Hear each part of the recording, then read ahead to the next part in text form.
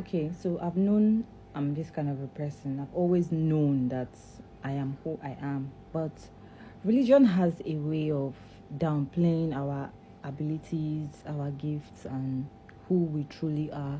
It sort of suppresses us, it shuts us down, and the rest, especially women.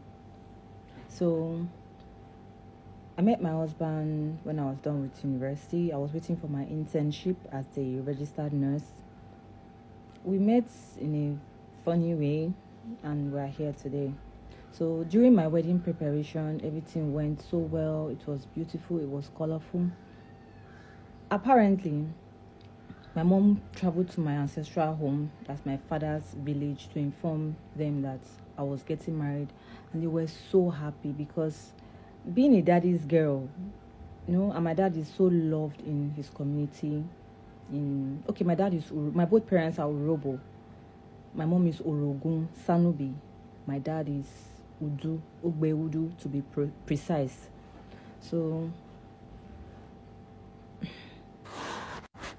mind you, I lost my dad in 2013, immediately after I left, or I finished secondary school, or I left college, whichever one you want to call it. And basically, ever since then, we haven't done our dad's remembrance. I feel so bad, not because we wouldn't want to do it, but because life keeps on happening so fast and it wasn't prioritized. Because religion commonized the dead. They made it. I don't want to go into that details. That's not the story I want to talk about.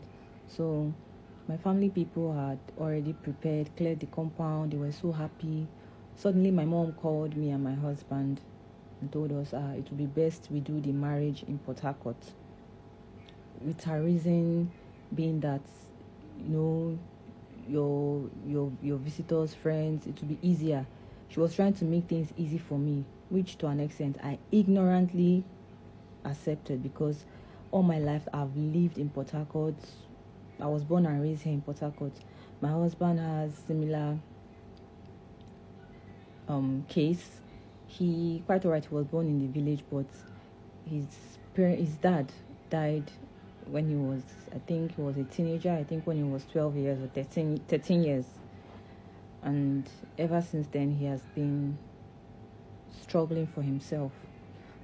So when my mom said this, I was like, okay, better for me, better for us. Quite alright, she had informed the family. So a representative, like my dad's relative, came, an uncle came, he graced the event. We did the traditional marriage in my family house in Port Harcourt. It was more like an indoor thing.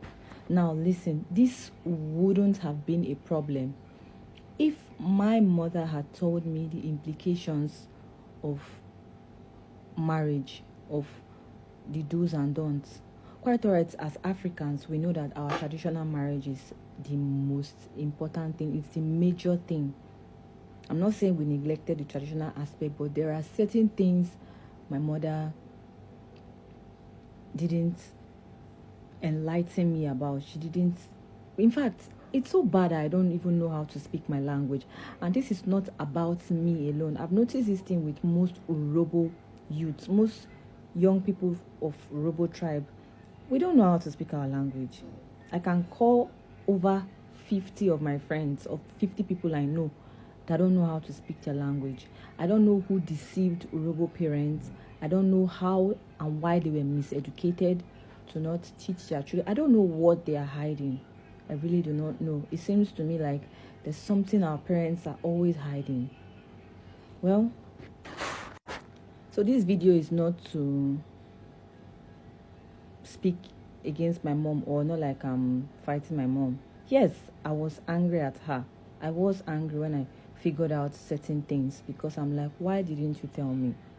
This was the same mistake you made by not teaching us our language. Not just my mom and my dad. My parents weren't taught our language, and it's something that hurts me every day as I mature. Because your language is more like your secret code. to your roots, to your ancestors, to your divinity, to your higher self. But let's leave that aside. So we did the marriage here and everything went well. It was very colorful, it was beautiful. So after I got married, my mom called me and said there was something we did not do, that the family food, we did not cook their food for them, especially the owo soup and I think salt or so. I'm like, really? This is a priority. This is something that we ought to do. This is the first thing we ought to do. And you're telling me now. I understand at first with her that, okay, she was trying to make things easier for us. But I later realized my mother was coming from a religious perspective. You know, this belief that, don't go and do it in the village, or winch people, all these village people and the rest. But to an extent, it's it's part of my journey. If that mistake had not happened, I probably wouldn't have learned or done a deep research. So when my mother came to speak to us about what we needed to do and the rest, I was pissed. I was really pissed. So when my mother came and said everything we needed to do and the rest, I was pissed, like I said. Then after the wedding, she told us this. I even avoided her. I wasn't going to my family house because I'm a kind of person that if I'm not happy, you would know. I'm not phony. I don't pretend to be happy or to like someone when I'm not. But I heal when I'm healed. So after a couple of weeks, I beg. There's a reason everything happened the way it did. So life was just happening to me and my husband. He was going through his own, because he also has his own his own healing to do. I also have my own, coupled with this. So things were just going left, right. I'm like, what's happening? What is happening? Because people who know me know that I'm a controversial person. I'm social. I love to talk about topics, things that are happening in the environment, and to give my own view of things. Suddenly I stopped.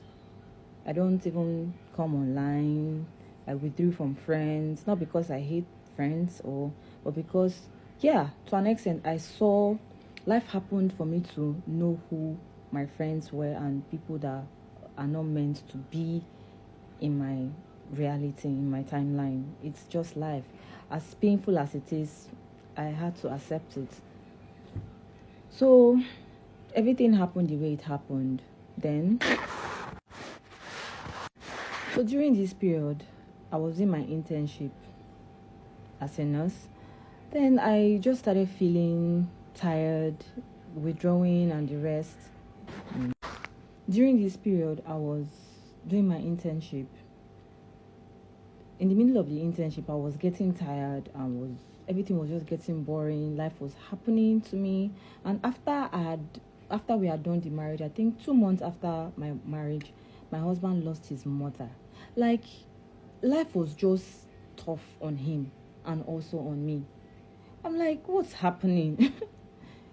Sometimes be like, you should say I'm supposed to marry. Which kind of thing be this? Even him be like, maybe we made a mistake, maybe we rushed it. But it was difficult for us to let go of ourselves. You understand? It's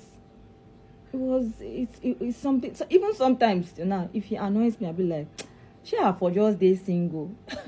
Sometimes he will also say the same thing, but then life still brings us together, regardless of what so many people have tried to do. So guys, something remarkable happened to me that took me aback.